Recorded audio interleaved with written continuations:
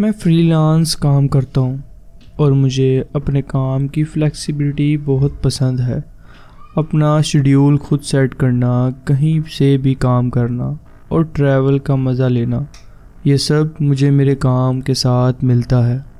اسی وجہ سے پچھلے سال میں نے فیصلہ کیا کہ ایک چھوٹی سی جگہ پاکستان میں 1 مہینے کے لیے کام کرنے جاؤں گا، جو مجھے آن لائن نظر آئی تھی۔ وہ جگہ بالکل کہانی کی کتابوں والی لگ رہی تھی، پرانی اور دلچسپ عمارات، پتھر کی سڑکیں اور خوبصورت منظر جو دیکھنے لائق تھے۔ میں نے سوچا روٹین سے تھوڑا الگ ماحول ملے گا اور شاید نئے آئیڈیاز بھی انسپائر ہوں۔ میں نے آن لائن لسننگز دیکھیں اور ایک چھوٹی سی جگہ پسند کی۔ ایک لوکل آدمی اسلم بھائی کی طرف چلا گیا۔ گیسٹ ہاؤس میں سب لوگ ان کے مہمان نوازی اور جگہ کی خاموشی کی تعریف کرتے تھے۔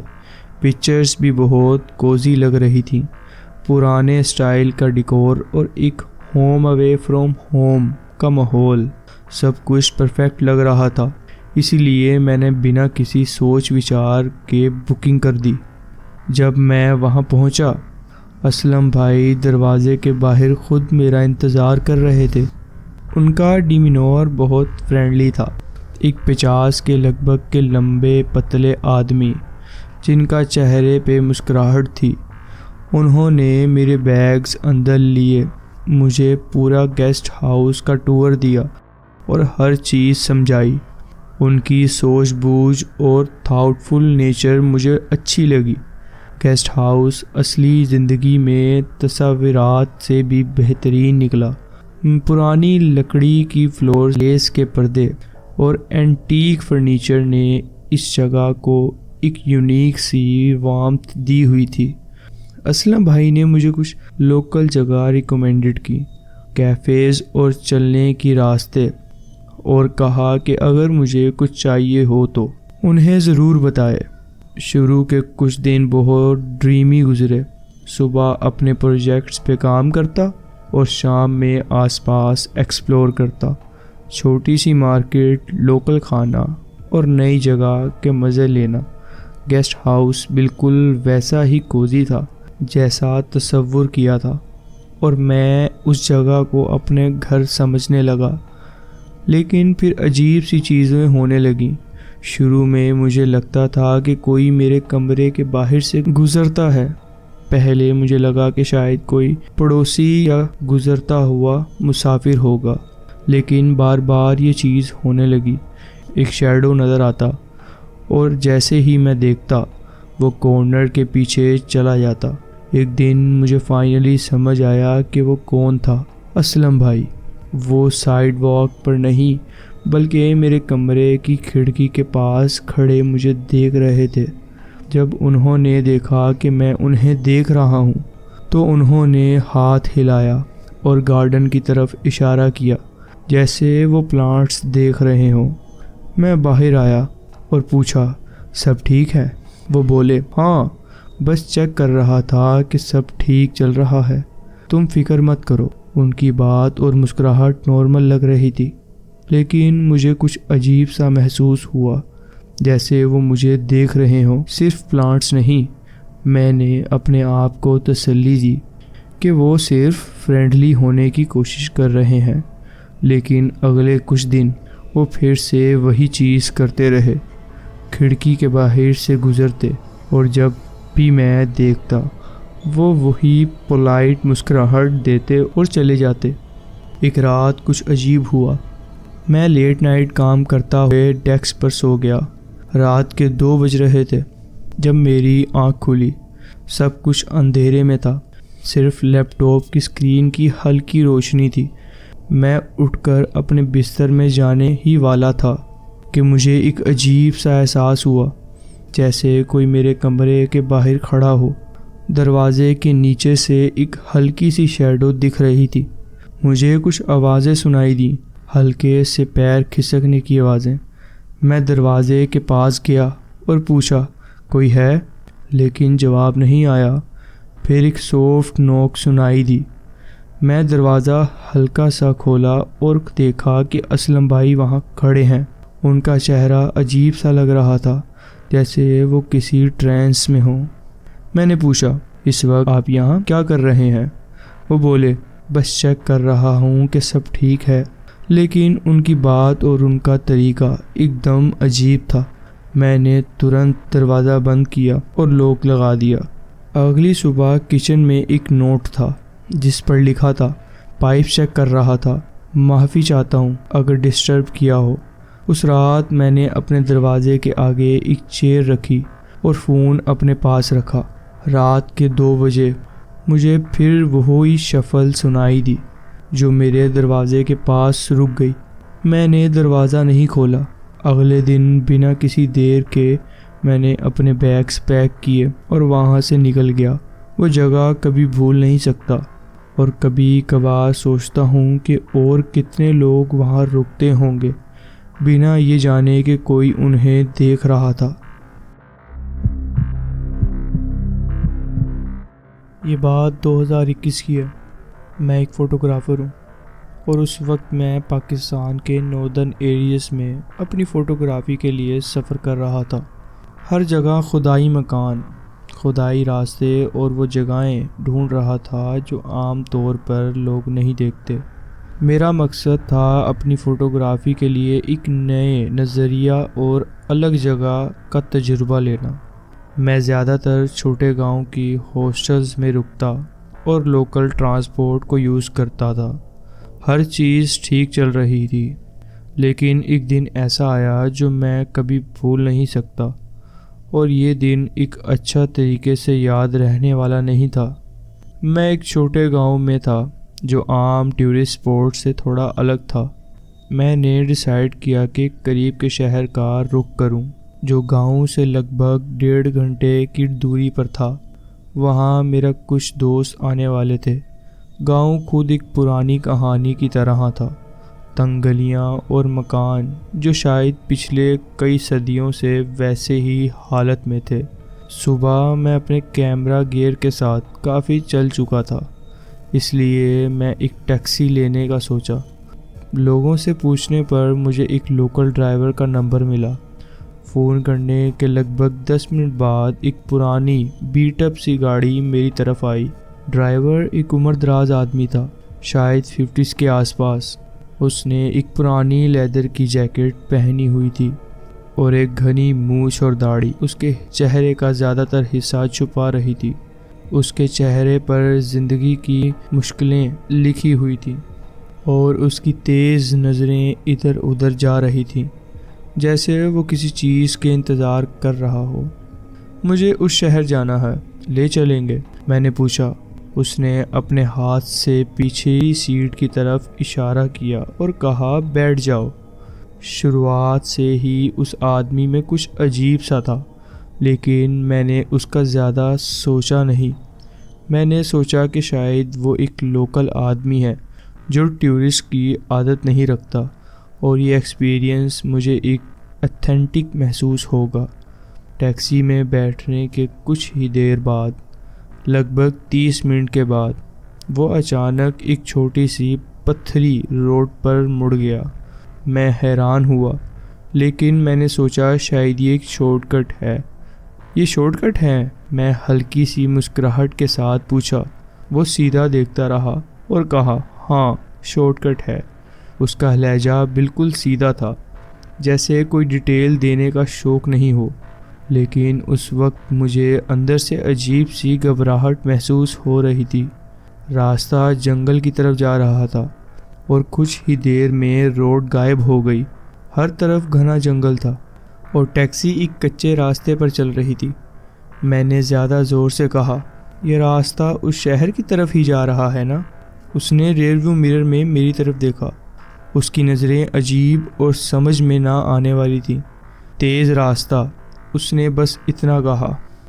مجھے لگنے لگا کہ کچھ صحیح نہیں ہے۔ میں نے اس سے کہا، دیکھو، میں چاہتا ہوں کہ تم واپس اس مین روڈ پر لے جاؤ۔ اس نے سیدھا کہا، واپس نہیں جا سکتے۔ اس کا لہجہ کافی سخت تھا، جیسے کوئی فیصلہ لے چکا ہو۔ جب جنگل زیادہ گھنا ہو گیا اور راستہ صرف ایک گاڑی جتنا چھوٹا رہ گیا، میں نے چیخ کر کہا، روکو، مجھے اترنا ہے۔ اس نے بنا دیکھتے کہا، یہاں اترنا اچھا نہیں۔ پھر ایک چھوٹی سی کلیئر جگہ پر اس نے گاڑی روکی۔ بھاگو، اس نے میری طرف دیکھ کر کہا، اور پیچھے مت دیکھنا۔ اس کا لہجے میں ایک دم دھمکی تھی، جیسے مذاق نہیں تھا۔ میں نے بنا سوچ سمجھے ڈور کھول کر بھاگنا شروع کر دیا۔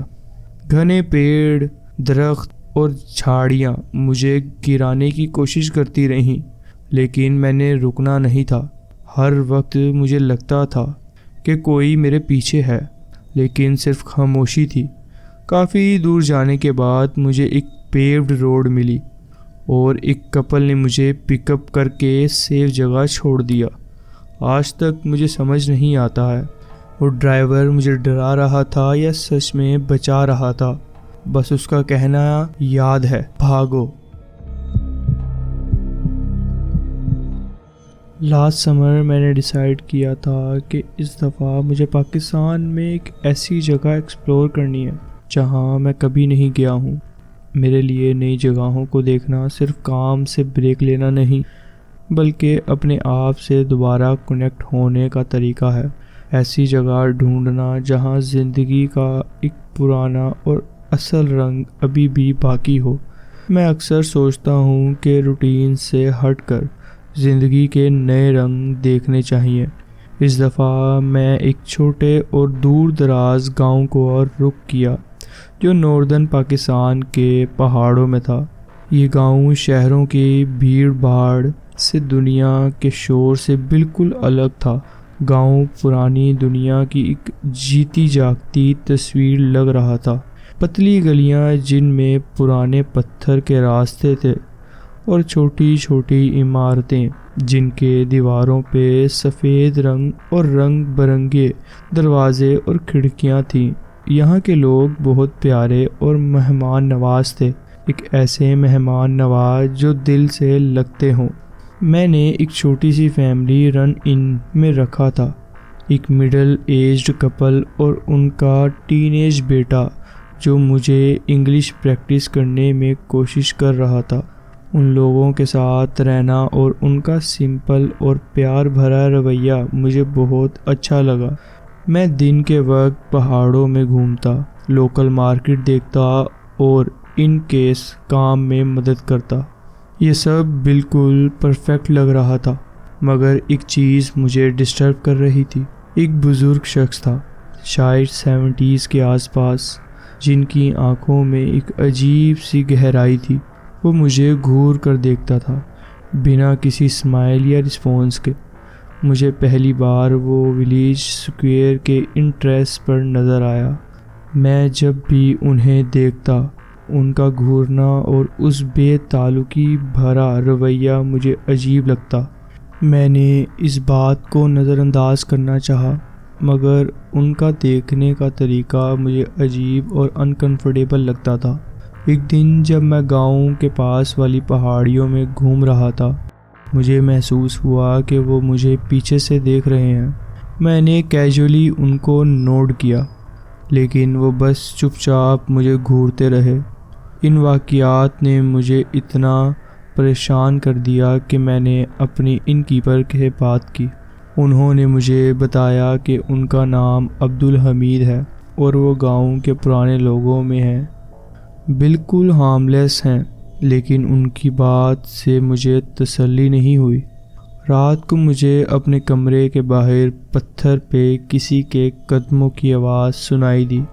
میں بالکل چپ ہو گیا اور دیکھا کہ کھڑکی کے باہر کوئی تھا جو شٹرز کے ہینڈل کو ٹیسٹ کر رہا تھا۔ دل کی دھڑکن تیزی سے بڑھ گئی، مگر ہینڈل لاک تھا، اس لیے وہ کھڑکی نہیں کھول سکا۔ اس کے بعد ایک ہلکی سی آواز سنائی دی، میں بس تمہیں دیکھنا چاہتا ہوں۔ میں نے ترنت اپنے ان کیپرز کو فون کیا اور انہوں نے جلدی سے مجھے آ کے تسلی دی۔ اگلے دن صبح میں جلدی گاؤں سے نکل گیا، لیکن جب میں ولی اسکوائر سے گزر رہا تھا، وہ شخص وہاں کھڑا مجھے دیکھ رہا تھا۔ اسی طرح سے گہری اور سمجھ سے باہر آنکھوں کے ساتھ اس کے رویہ مجھے کبھی بھولتا نہیں۔ آج بھی جب میں اس سفر کے بارے میں سوچتا ہوں تو مجھے ان کا چہرہ اور ان کی ایک عجیب سی آنکھیں یاد آتی ہیں۔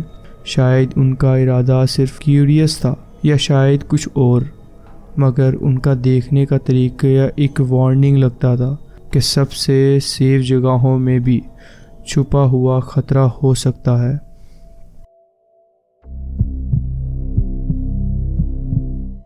ہوٹلز میں رہنا مجھے بہت پسند ہے۔ سفر کے دوران نئے لوگوں سے ملنا اور ان کا کلچر سمجھنا ایک الگ ہی ایکسپیرینس ہوتا ہے۔ ہوٹلز کی ایک وائب ہوتی ہے جو اور کہیں نہیں ملتی۔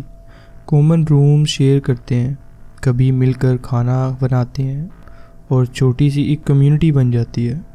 جب میں نے اپنے لاہور کے ٹرپ پلان کیا تو مجھے ایک ہاسٹل ملا جو ٹریولرز میں کافی پاپولر تھا۔